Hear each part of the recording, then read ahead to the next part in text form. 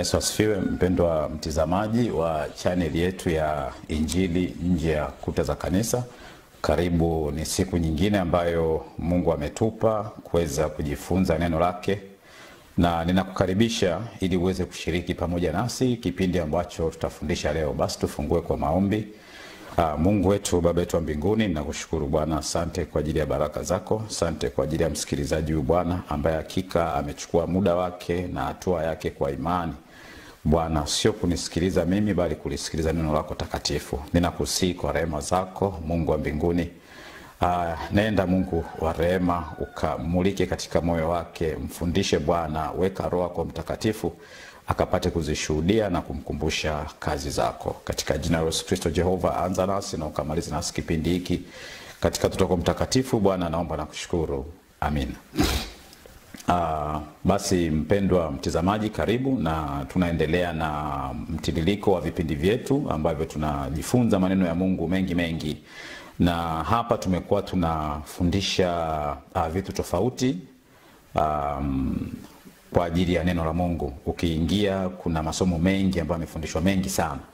Sasa hivi tuna zaidi ya vipindi takribani 50 na kitu ambavyo tayari vimeshafundishwa na ambavyo vipo kwenye mafungu, na yamkini ukivitoa kila kimoja kikawa peke yake, basi kwa kadri ya rehema na neema za Mungu alizotupa tunaweza tukawa na vipindi vingi zaidi ya 100 mpaka sasa. Basi leo nikukaribishe katika wakati mwingine. Tunataka tuanze kitu kipya. Huwa ninaona kwamba kuna umuhimu wa kuanzisha kitu kipya kadri tunavyoenda kujifunza neno la Mungu.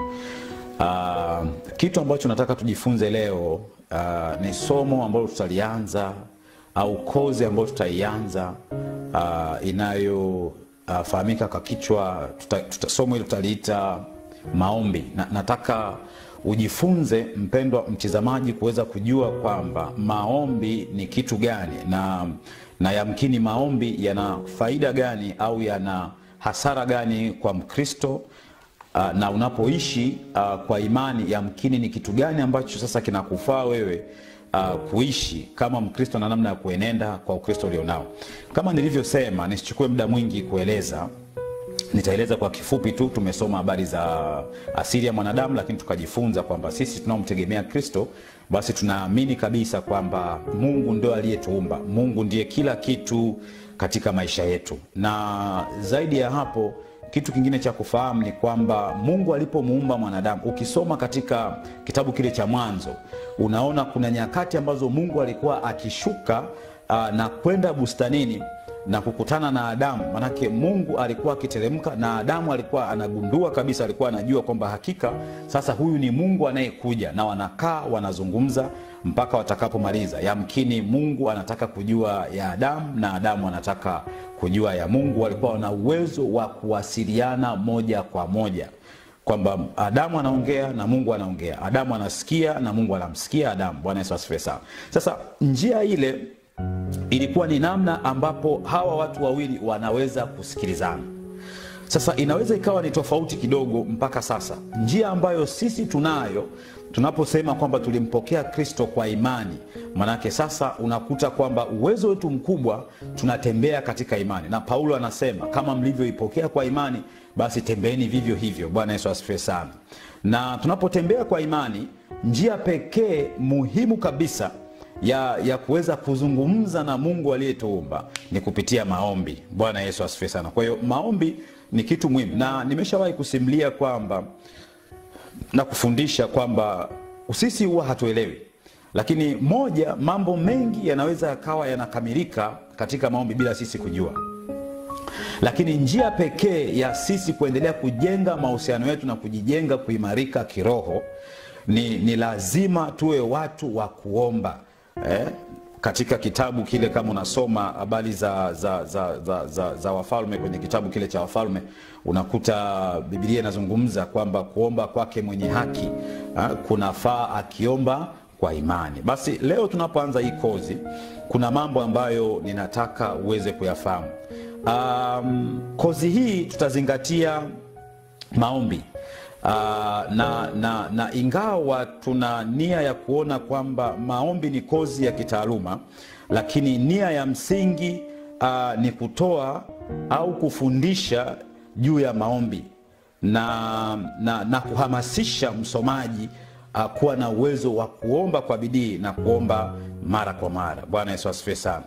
Na tunasema kwamba ikiwa masomo au kozi tunayoitoa inakuwezesha wewe kupata majibu ya maswali kadha ya kadhalika ambayo unayo kuhusu maombi, lakini haikuhimizi kuwa muombaji bora, mtu ambaye unaomba mara kwa mara, mtu ambaye unaomba kwa bidii, ukawa na furaha, ukawa na baraka katika maisha yako kupitia maombi, basi kuna kitu ambacho utakuwa umekikosa. Mara nyingine ni kwamba watu wengi wanataka kuingia kwenye maombi kwa sababu wana vitu vyao fulani ambavyo wanataka kuvitatua au kupata majibu kupitia vitu hivyo. Lakini kusudi zima la maombi au kitu ambacho nataka tuanze kujifunza sasa ni ikusaidie, ichochee.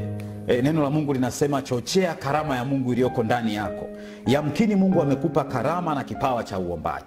Na tunavyokufundisha maeneo hapa, japokuwa tunaelewa kabisa kwamba hii inaweza ikawa ni somo la kitaaluma, wengine wanaweza kawa wanafundisha vyuo vingi, watu wengi wanafundisha kuhusu maombi, lakini mimi nia yangu ninataka kukuhamasisha wewe uwe muombaji bora, mtu mwenye kuomba kwa bidii, mtu unayeomba mara kwa mara. Bwana Yesu asifiwe sana. Na sio tu kupata majibu, japokuwa ninaamini katika kozi pia utapata majibu mengi yatakayokusaidia katika habari za maombi. Bwana Yesu asifiwe sana. Unaposoma Biblia, viko vitu vingi sana, ziko hadithi nyingi sana za watu ambao walikuwa ni waamini, watu ambao ni waaminifu mbele za Mungu. Yamkini wengine wameshawahi kuingia, na wewe mwenyewe labda umeshawahi kusoma. Wapo walioomba alafu Mungu akajibu maombi yao, wapo ambao waliomba na Mungu hakujibu maombi yao. Hapa kupitia channel yetu hii tutaangazia hayo mambo, kwamba kwa nini wakati mwingine unaweza ukaomba Mungu akajibu maombi yako, lakini pia iko hatari nyuma yake Mungu anapojibu maombi kwa wale wanaomwamini. Unaweza ukajiuliza kwamba ni hatari gani? Basi tutajifunza, endelea kukaa nasi mahali hapa pamoja. Lakini pia kwa wale ambao wanaomba na Mungu hatendi au Mungu hajibu kile wanachokiomba, wakati mwingine wanavunjika moyo na kurudi nyuma. Basi tutakapokuwa tunaendelea hapa, nitaendelea kukufundisha kwamba yamkini katika maombi ambayo umeomba na Mungu hakujibu, kwamba yamkini ni kwa sababu gani. Lakini pia hiyo isikuvunje moyo. Bwana Yesu asifiwe sana. Kihistoria maombi yamekuwa ni kitu muhimu sana kwa Wakristo, na kupitia maombi tumekuwa na uwezo wa kufikia moyo wa Mungu kwa urahisi na kupata nguvu. Tuna gain access katika moyo wa Mungu, tunakuwa na uwezo wa kudrain nguvu za Mungu na uwezo wa Mungu. Bwana Yesu asifiwe sana. Na kitu cha msingi cha kuelewa wakati mwingine tunapokuwa tunaingia katika maombi, kitu cha msingi cha kuelewa ni kwamba hatuzitegemei tena nguvu zetu wala uwezo wetu wala maarifa yetu wala rasilimali tulizo nazo. Badala yake tunafungua maisha yetu na kumruhusu Mungu afanye kazi yake kupitia sisi kwa njia iliyo nzuri na bora zaidi. Bwana Yesu asifiwe sana. Na kwa namna za ajabu na za kushangaza, kwa sababu watu wengine wanapoona yale matendo ambayo Mungu anayatenda kupitia kwetu yanakuwa ni matendo ya kushangaza, matendo ya kuvutia, basi wao pia wanavutika kumtafuta huyu Mungu ambaye sisi tunamwabudu. Kama ni msomaji mzuri, nitakuwa nakwenda natoka kidogo nakupa na kihistoria kidogo ambacho kitakusaidia. Kama ni msomaji mzuri, kama unafuatilia historia nzuri ya Samsoni, kuna mtu mmoja mahali fulani hivi, mtoto wa mfalme ambaye alikuwa anatamani kuwa na nguvu na uweza kama aliyokuwa nao Samsoni. Na ukienda zile hatua za mwisho, baada ya kumkamata, kumweka ndani na kumtesa sana, kabla ya kumchukua kwenda kumuonesha kwenye yale maonesho kwenye hekalu lile la Dagon, hekalu ambalo lilikuwa la mfalme, na ile sanamu ya Dagon ambayo ilikuwa mahali pale, unakuta alimbana Samsoni kwamba niambie au nitawezaje kupata nguvu za Mungu unayemwabudu. Bwana Yesu asifiwe sana. Lakini kwa namna moja rafiki yake, ndugu yake, mdogo wake mpendwa Caleb akamwambia yule mtoto wa mfalme kwamba hiki sio kitu unachokifikiria kwamba ni cha kupata. lakini ukiwa mwaminifu, mtiifu, ukawa muongofu katika huyu Mungu tunayemtegemea, basi Mungu huyu atakupa nguvu. Bwana Yesu asifiwe sana. Kwa hiyo tunapoingia kwenye maombi, hatutegemei uwezo wetu. Sio uwezo wetu unaotenda kazi ndani yetu, bali ni uwezo wa Mungu utendao kazi ndani yetu. Sio rasilimali zetu, sio nini. Na kuna masomo mengine ambayo nafundisha makosa ya watumishi. Unakuta mtumishi mwingine anasema labda nguvu ya madhabahu yangu, nguvu ya nini, vitu, lakini sio kweli. Unless ile madhabahu ni kwamba wewe unajua ni namna gani ulivyoitengeneza, ni maagano na mapatano gani ambayo umeyaingia, ni Mungu yupi ambaye umemweka anayehudumia ile madhabahu mahali pale, ndio unaweza ukasema hii ni madhabahu ya kwangu. Lakini sisi hatutegemei rasilimali zetu, hatutegemei elimu yetu, hatutegemei utajiri wetu, hatujitegemei chochote kwa ufahamu wala akili zetu, bali tunamtegemea Mungu. Tunamwacha yeye Mungu mwenyewe aingie. Sisi tunafungua moyo kupitia maombi, Mungu aingie atende kazi zake kupitia sisi. Bwana Yesu asifiwe sana. Na unaposoma ni kwamba hata Yesu mwenyewe alitumia muda mwingi sana katika maombi. Kama ni msomaji mzuri, basi utajua. Wakati mwingine aliomba usiku kucha. Kama ni msomaji mzuri pia utajua. Aliomba kwa bidii katika hatua tofauti za maisha yake. Kila alivyokuwa anapitia hatua moja kwenda nyingine, Yesu alikuwa ni mtu wa maombi. Na ukitaka kwa uchache tu ni kwamba utakumbuka kwamba kabla ya kuchagua wanafunzi wake aliingia katika maombi. Wakati akiwa msalabani na kabla ya kwenda msalabani aliingia katika maombi. Kumbuka nyakati zile ambazo kabla ya kukanwa na baada ya kukanwa na Petro, Yesu alikuwa katika maombi. Habari za kabla hajamfufua Lazaro na vitu vingi, kabla hajakata mikate, hajakata samaki na vitu kama hivyo, alikuwa Yesu anaingia katika maombi. Bwana Yesu asifiwe sana. Sasa kitu ambacho nilijifunza cha kuvutia, na tutaendelea kuweka masomo haya hapo chini ili uweze kuona, ni kwamba kupitia maombi Mungu kuna vitu ambavyo ameviahidi katika maisha yetu. Na tutakapoanza kusoma, huu ni utangulizi, tutakapoanza kusoma sasa kozi yenyewe ya maombi, ninaamini kabisa tutafikia kwenye kipengele ambacho nitakuwa ninaweka pale kuthibitisha kabisa kimaandiko kwamba Mungu amekubali na ameyaweka baadhi ya mambo mbele yetu.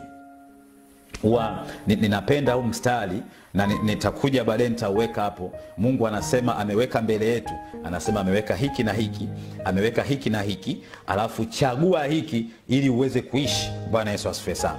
Sasa ni kitu cha upumbavu sana kwetu, sana sisi ambao ni Wakristo, wakati Mungu anaahidi kutusikia, Mungu anaahidi kutusaidia, Mungu anaahidi kututia moyo, Mungu anaahidi kutulinda, Mungu anaahidi kutuimarisha, Mungu anaahidi kutuongoza. Yani wakati Mungu ameahidi kabisa kupitia maombi. Neno la Mungu linasema bisheni, siyo mtafunguliwa, aombai, siyo nini, siyo vitu gani. Yako mambo mengi ambayo Mungu anatudhihirishia kwamba unapobisha basi yeye anafungua, unapoomba anakupa. Sasa ni kitu kitakuwa ni cha kipuuzi kidogo au cha kipumbavu kwa Wakristo kama hakika Mungu tunayemwabudu ametudhihirishia na kutuhakikishia kwamba atatusikia na kujibu maombi yetu, alafu sisi tusiombe. Sasa ni vitu ambavyo tutakuja kuendelea kujifunza tutakapokuwa tumeianza hii kozi ambayo tunafikiria. Na wakati mwingine maombi yetu hayapaswi kuwa marefu. Hayapaswi kuwa marefu. Yani kuna kipindi kama Mungu amekupa karama hiyo ya uombaji, omba. Lakini wakati mwingine watu wanafikiria kwamba labda maombi marefu ndio maombi ambayo Mungu anasikia na vitu kama hivyo. Lakini kwa sababu ya unyoofu ni muhimu zaidi kuliko urefu. Kwa hiyo unyoofu, sincerity, wazungu wanasema sincerity, unapoenda mbele ya Mungu kama ukijua kwamba huyu ni baba yangu na ni rafiki yako. Neno la Mungu linazungumza kwamba ninyi mmekuwa rafiki zangu, sio watumwa tena. Kwa hiyo tunajua kabisa kwamba huyu ni baba yetu, huyu ni rafiki yetu. Kuanza maelezo mengi, hapana. Inapaswa unapoenda mbele za Mungu umweleze kabisa kwamba mimi tatizo langu ni hili, shida yangu ni hili, kosa langu ni hili. Unaomba toba na kuondoka. Kwa hiyo maombi hayapaswi kuwa marefu, lakini Mungu akikupa karama ya kuomba kwa urefu, omba, hatukuzuii. Lakini unyoofu, ile sincerity ni muhimu zaidi kulikoni urefu wa maombi. Pia muonekano wa mwili sio kitu muhimu sana.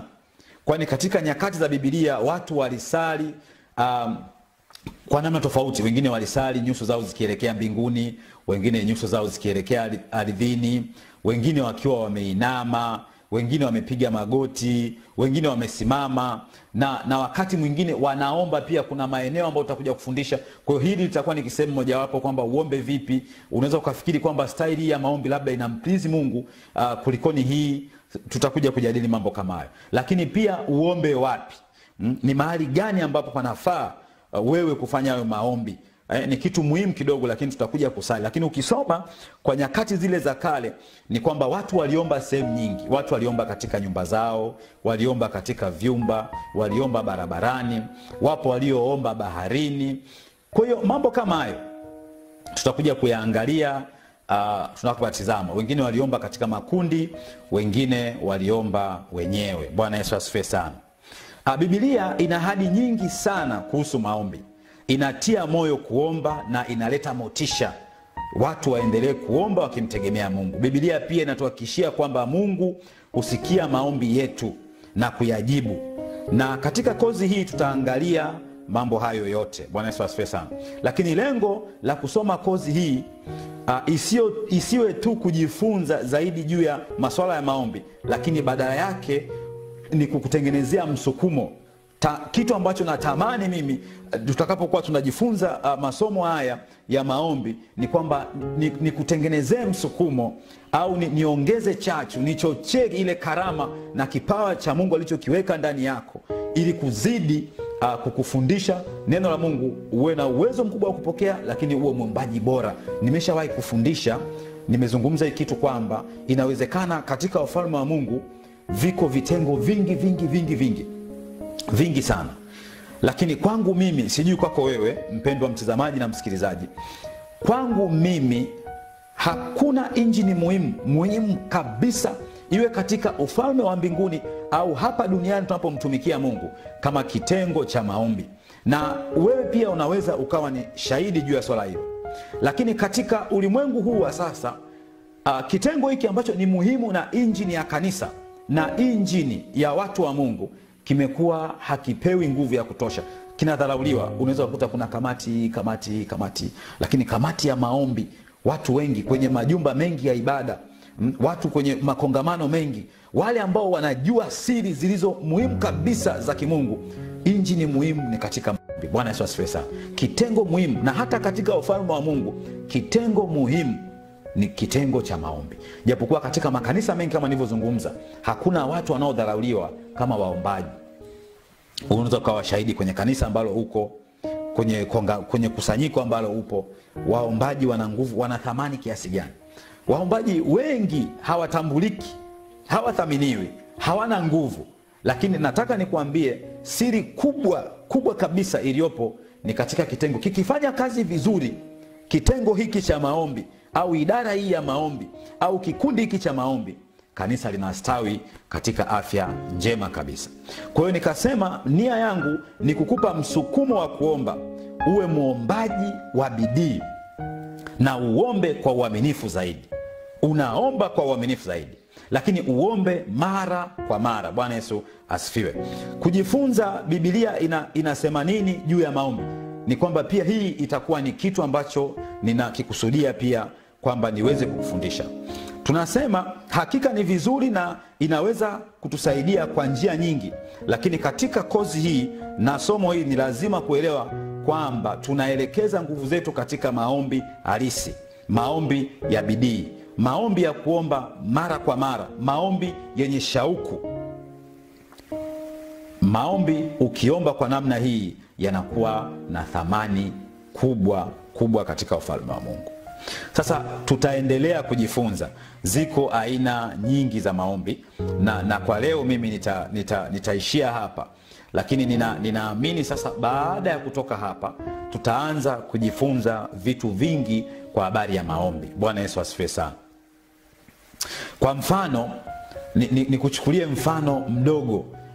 Mungu alipokuwa akizungumza na Suleiman aliomba hekima, hakuomba kitu kingine. Mimi sijui mpendwa mtizamaji au msikilizaji wa channel yangu au channel yetu sasa hivi hapo, kwamba kama Mungu angelikupa nafasi moja tu kwamba labda niambie kitu cha msingi ambacho ungependa leo nikibadilishe katika maisha yako. Nilikuwa mahali fulani jana katika kusanyiko la jioni katika maombi ya mara kwa mara ambayo tunayafanya kila siku. Nikamuuliza mtu kwamba yamkini leo ungetaka uwe Mungu akufanyie kitu fulani katika maisha yako. Mwingine akasema ningeomba uzima, kwamba yeye anataka awe mzima. Sasa sikuelewa ule uzima ni upi, uzima wa uhai kwamba awe na uhai au la.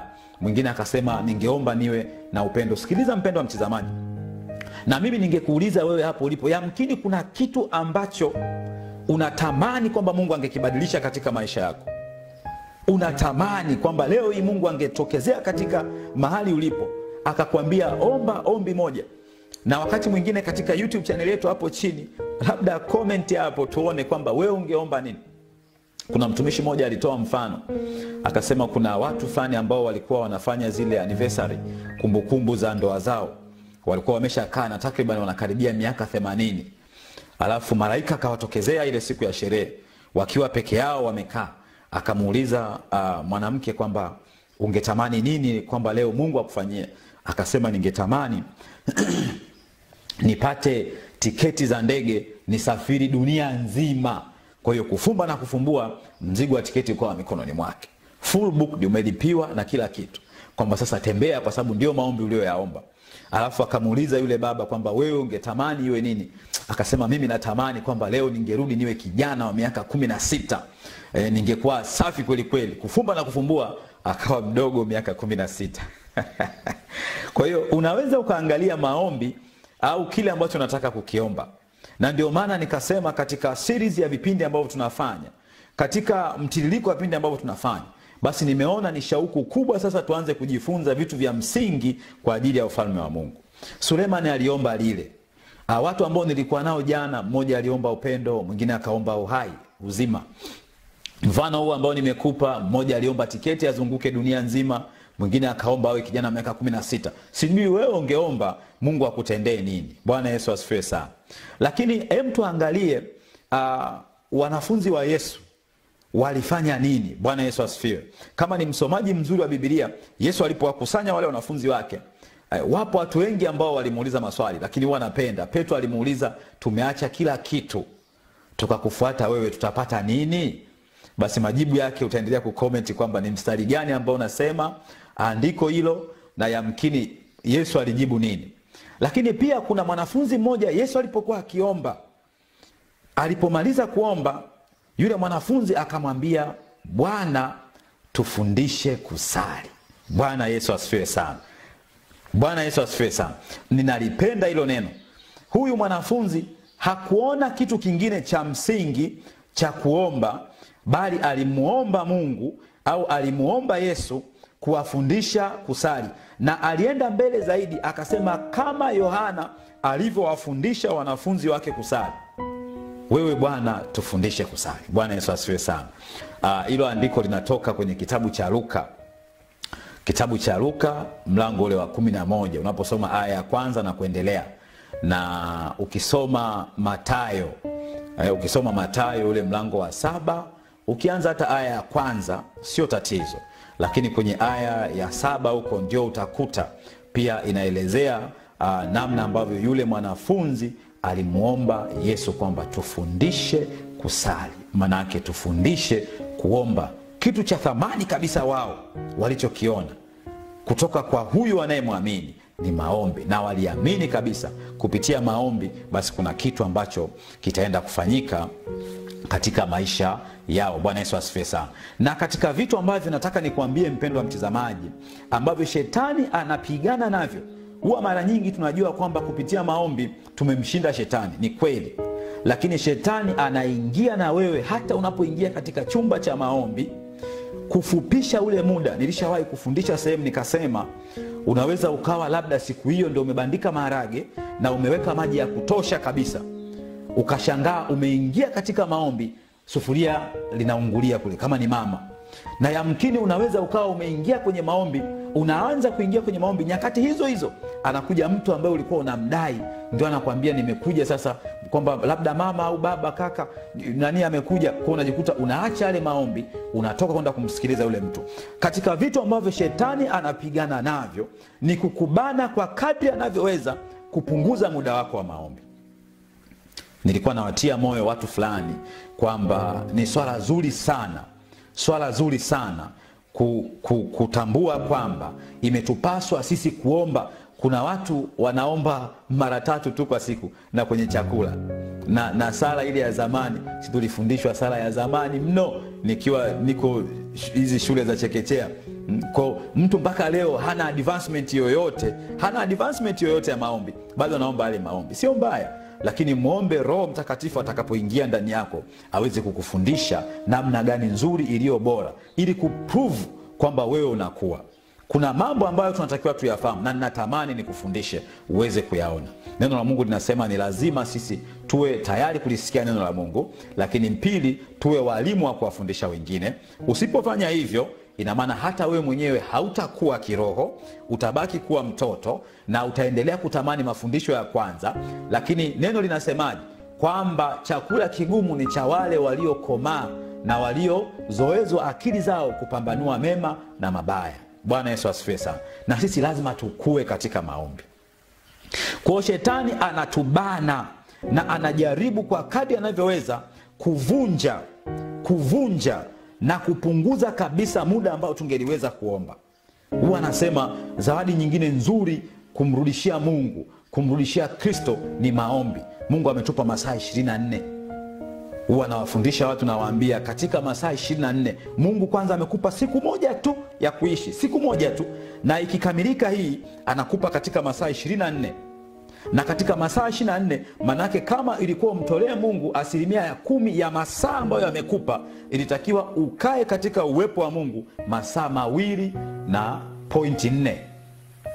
Manake ni lazima ukae ukilitafakari neno la Mungu, ukilisoma neno la Mungu, ukilidadavua, ukiwafundisha wengine, ukiwahubiri. Nimesema kabisa kwamba katika kazi ambazo Mungu ametupa, unaweza ukawa una ajira. Biblia inasema kwamba ajira malipo yake ni ujira, lakini hiyo ni ajira ulionayo. Lakini Mungu alikupa kazi ya kufanya aliposema enendeni ulimwenguni mkawafanye watu wote kuwa wanafunzi wangu. Marko anasema, Marko 16, Marko mlango wa 16 aya 15. Huo mstari ambao nimeutamka unatoka katika kitabu cha Mathayo 28. Huu wa Marko 16:15 anasema enendeni ulimwenguni mkaihubiri injili kwa kila kiumbe. Kuna mahali mimi nilikuwa nafanya vitu fulani, alafu watu wanasema kwamba huyu wakati mwingine anachanganyikiwa. Hapana, hata viumbe vingine vina uwezo wa kusikia na kulitii neno la Mungu. Bwana Yesu asifiwe sana. Kwa hiyo ni kitu cha msingi sana unapokuwa unaingia katika maombi, kuhakikisha kwamba unaomba precisely kwa ule muda uliohitaji kuomba bila kuvunjwa. Kuna watu ambao mimi nimewaona wakiingia tu ibadani anasinzia. Kuna watu wakiingia kwenye maombi tu, anapoanza kuomba unakuta vitu vinaanza kuvurugana, kuparagana, kile ambacho ametegemea kuomba haombi. Yamkini hata wewe ni shahidi. Wakati mwingine unataka uombe kwa muda fulani kuhusu kitu fulani, unajikuta huombi kwa ule muda na huombi kile kitu. Inatakiwa ujiulize ni kwa nini. Bwana Yesu asifiwe sana. Shetani anakuhamisha kutoka sehemu ambako ulikuwa unatakiwa ufundishe lile somo au uombe kwa ajili ya kitu fulani, anakupeleka kwenye kitu kingine, unaenda kuombea tofauti na kile ambacho ulipanga kukiombea na ulikuwa nacho. Bwana Yesu asifiwe sana. Na maisha yetu ya kiroho, nilikuwa nimesema na niliwafundisha watu jana kwamba fikiria pumzi ulio nayo wewe ungekuwa unalipia, alafu mwili ulio nao Mungu angekupangisha. Chakula unachokula uwe unatafuta kama unavyotafuta sasa, unaweza ukafikiri ni kwa nguvu zako, lakini nataka nikwambie hupati hiyo riziki kwa nguvu zako. Lakini pia mashine ambayo Mungu ameiweka katika tumbo lako inayomeng'enya chakula ungekuwa unalipia. Au maisha yako yangekuwa ni ya kujichaji kama unavyochaji simu yako, sijui ingekuweje. Nafikiri kwamba Mungu angefanya hivyo, tungekuwa na adabu kweli kweli katika maisha ya kiroho, tungemtumikia Mungu vizuri. lakini Mungu amekupa vyote bure, na anakutaka wewe kama wakili basi kuzishuhudia kazi zinaendelea. Nilikuwa nafundisha nasema kwamba hawa waliomba wanafunzi wa Yesu. Huyu mmoja akasema utupe leo riziki yetu, mwingine akasema utupe sisi siku kwa siku riziki yetu. Na neno la Mungu, usifikiri tu katika mkate ambao unautumia, riziki ya kawaida ambao unaitafuta, lakini kitu cha msingi cha kugundua pale ni kwamba Mungu alikuwa anahitaji pia tuendelee kumtegemea siku kwa siku. Mungu anakuhitaji umtegemea yeye kila siku katika maisha yako, na sio tu kwa habari ya riziki ambayo unaipata ya kimwili, lakini pia katika chakula cha kiroho. Manake Mungu akulishe mikate ya kiroho. Bwana Yesu asifiwe sana. Unaweza ukasoma vitu vingi. Niliandika pia na tutakuja kujifunza wana wa Israeli. Biblia inashuhudia kwamba wale ambao hawakuwa na bidii ya kutembea, ambao walikuwa wanatembea nje ya lile wingu, walishambuliwa na mataifa mengine na wakafa. Manake hata sisi tunapaswa kuwa na bidii katika kumtumikia Mungu na kulitafuta kusudi la Mungu. Bwana Yesu asifiwe sana. Unapoomba, huwa nawaambia watu mara nyingi, unapokuwa katika maombi, unaachia baraka kwa kinywa chako, lakini pia unavuta nguvu ya Mungu na nguvu ya Roho Mtakatifu unapovuta ile hewa kuingia ndani. Neno la Mungu linasema nikaribieni nami nitawakaribia. Manake sisi imetupasa kabisa kumkaribia Mungu. Na ningekutia moyo pia katika maandalizi ya kusoma vizuri hii kozi ambayo tunaenda kuianza, basi pata muda kila siku wa kuomba. Kila siku tenga muda maalum kwamba muda huu mimi nitaingia katika maombi kumuomba Mungu wangu. Tenga. Mimi nilipokuwa katika ofisi za watu, nilikuwa nimejiwekea kamuda kangu ambako nakaa na mtafakari Mungu, sifanye shughuli nyingine. Ningekutia moyo na wewe sasa kwamba tenga muda huo wa kumuomba Mungu, kwa sababu katika hiyo itatusaidia tunapokuwa tunaingia katika kujifunza somo hili la maombi, kupata majibu yatakayo kutoa sehemu moja na kupeleka sehemu nyingine katika ulimwengu wa kiroho. Tenga huo muda. Kuna watu wanaona hakuna haja ya kuomba, kwa hiyo hata akipata chakula atakula, lakini hana haja ya kushukuru, kwa hiyo yeye anaishi hivyo hivyo anavyoishi.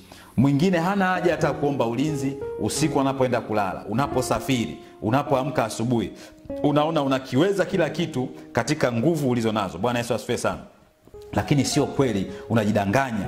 Jifunze kumwomba Mungu na kumshukuru Mungu kwa kila hatua ambayo unaipata. Kwa hiyo watu wengi hawaoni, na badala yake wengi ambao wanajiita Wakristo unakuta ni watu ambao wanakuwa wanaingia katika maombi mara moja tu kwa wiki, na yamkini masaa mawili au moja tu. Wengi ibada ya asubuhi saa 12 akiingia ametoka anaendelea na shughuli zake, na hamkumbuki Mungu mpaka itakapofika tena Jumapili. Kwa hiyo ninakusii kwamba jifunze neno la Mungu. Na kama kanisa linakuwa ni la watu wale wanaoingia kanisani siku moja tu, kanisa hilo linakuwa ni balaa. Yaani humo ndani lazima kuwe kuna balaa kweli kweli. Lazima kuwe kuna balaa. Tutajifunza. Na wakati mwingine watu wanajiuliza kwamba ya nini tufanye vitu kama hivyo, kuomba na mambo kama hayo. Kwa hiyo mimi nataka tutakapokuwa tunaenda kusoma kozi hii, basi tupate majibu katika vitu ambavyo tunaviomba. Na usitafute majibu yako, lakini wakati mwingine tafuta kupata majibu ya kimungu yatakayo kusaidia kutoka sehemu moja kwenda sehemu nyingine. Basi tushukuru. Mungu wetu, Baba yetu wa mbinguni, na kushukuru kwa ajili ya mtazamaji wangu kwa muda huu Bwana aliyoutoa kwa ajili ya kulisikiza neno lako Bwana. Yamkini nimeongea visivyo na nimesema, Mungu mwenye rehema, yamkini yaliyo yangu Bwana ukanisamee. Unipe toba yako Mungu mwenye rehema, nikakaze mwendo katika kutumikia wewe Bwana. Lakini mtumishi huyu ambaye amechukua muda wake Bwana kukusikiliza wewe, Roho Mtakatifu akaendelee kumfundisha huko aliko Bwana, na azishuhudie kazi zako. Bariki kazi yake, bariki ajira yake, bariki familia Bwana, watoto uliyempa, bariki biashara, mashamba, mifugo. Bwana bariki hata anga ambalo yuko mahali pale, akapate kuwa mtu wa baraka na watu wakakujue wewe kupitia yeye, katika jina la Yesu Kristo aliye Bwana na Mwokozi wa maisha yetu. Amen.